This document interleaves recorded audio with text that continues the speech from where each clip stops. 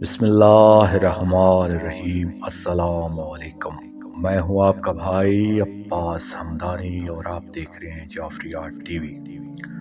آج کا ہمارا موضوع گفتگو ہے روحانی ریاضت، بورڈ ریڈنگ۔ دوستو، سب سے پہلے انسان کے لیے لازم ہے کہ وہ اپنے ذہن کو ارتکاز یعنی یکسوئی سکھائے، کیونکہ یکسوئی اور ارتکاز روحانیت کے اسباق میں حروف تہجی یعنی الف بے وغیرہ کی حیثیت رکھتے ہیں۔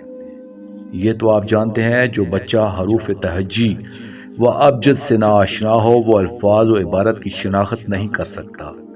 اسی طرح جو شخص ارتکاز قائم نہ کر سکے وہ اسم 11411 کو پا لینے کے باوجود اس کی افادیت سے محروم ہی رہے گا۔ مرحلہ اول، دوستو آپ 12 انچ ضرب 12 انچ کا ایک ہارڈ بورڈ لیں، یعنی 1 فٹ مربع کا ایک لکڑی کا تختہ لیں یا ہارڈ بورڈ کا ایک ٹکڑا لیں جس کی ایک سطح انتہائی ہموار اور صاف ہونا چاہیے۔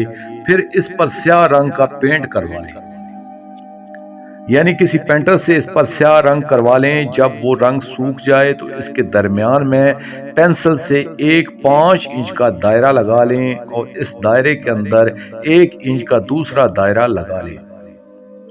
اب جو 5 انچ والا دائرہ ہے اسے سفید رنگ کروا لیں اور اندر والے 1 انچ کے دائرے کو سیاہ رہنے دیں اور اس سیاہ دائرے میں سفید رنگ سے لکھوا دیں اللہ۔ لیکن خیال رہے کہ اسم اللہ کسی ٹیڑھے خط میں نہیں لکھوانا بلکہ سیدھے خط میں لکھوانا ہے۔ اب یہ ریاضت کرنے کا سامان تیار ہو چکا ہے۔ دوستو، ریاضت اس طرح کرنا چاہیے کہ رات کو غسل کر کے پاک و طاہر لباس پہن کر قبلہ رو ہو کر بیٹھ جائیں اور اپنے سامنے اس تختے کو چہرے کے برابر اونچائی پر آویزاں کر دیں اور کمرے میں روشنی ہلکی کر دیں، مگر اتنی روشنی ضرور ہو کہ وہ دائرہ واضح نظر آئے۔ اس کے بعد 2 رکعت نماز ہدیہ شہنشاہ امام زمانہ اجر اللہ فرج شریف پڑھیں۔ اس کے بعد 70 مرتبہ استغفر اللہ ربی و اتوب الیہ پڑھ لیں۔ اس کے بعد 110 مرتبہ پڑھیں بسم اللہ الرحمن الرحیم لا حول ولا قوت الا باللہ علی العظیم۔ اس میں ہر مرتبہ بسم اللہ ضرور پڑھیں۔ اس کے بعد اس تختے کے مرکز میں جو اسم ذات اللہ لکھا ہوا ہے اس پر نظریں جما دیں اور کوشش کریں کہ اس میں آنکھیں نہ چپکائیں اور دل میں بالکل آہستہ آہستہ پڑھیں لا الہ الا انت سبحانک انی کنت من الظالمین۔ یہ ریاضت 10 منٹ سے شروع کرنا ہے اور اس کے بعد اسے بڑھاتے رہنا ہے تاکہ مکمل 1 گھنٹہ آنکھیں چپکائے بغیر اسے دیکھنے پر عبور حاصل ہو جائے۔ ابتدا میں آنکھوں میں پانی آ جاتا ہے اور آنکھیں چپکنے کا دورانیہ چھوٹا ہوتا ہے، مگر آہستہ آہستہ یہ دورانیہ بڑھنا شروع ہو جاتا ہے۔ اس لیے ابتدا میں ان چھوٹی چھوٹی مشکلات سے نہیں گھبرانا چاہیے۔ پہلے جب یہ ریاضت کی جاتی ہے تو اسم اللہ کے بجائے اندر والے کالے دائرے کے کنارے روشن ہونا شروع ہو جاتے ہیں۔ اس کے بعد اسم اللہ روشن ہونا شروع ہو جاتا ہے اور اس کے بعد اندر والا سیاہ دائرہ سفید ہو جاتا ہے اور اس کے بعد بھی وہ روشن سرکل بن جاتا ہے۔ اس میں اسم اللہ اس طرح روشن ہو جاتا ہے کہ نور علی نور بن جاتا ہے۔ اگر یہ آیا کریمہ استغراق میں مغل ہو تو خاموش بیٹھنا بہتر ہے، مگر اس میں محویت پیدا کرنا لازم ہے۔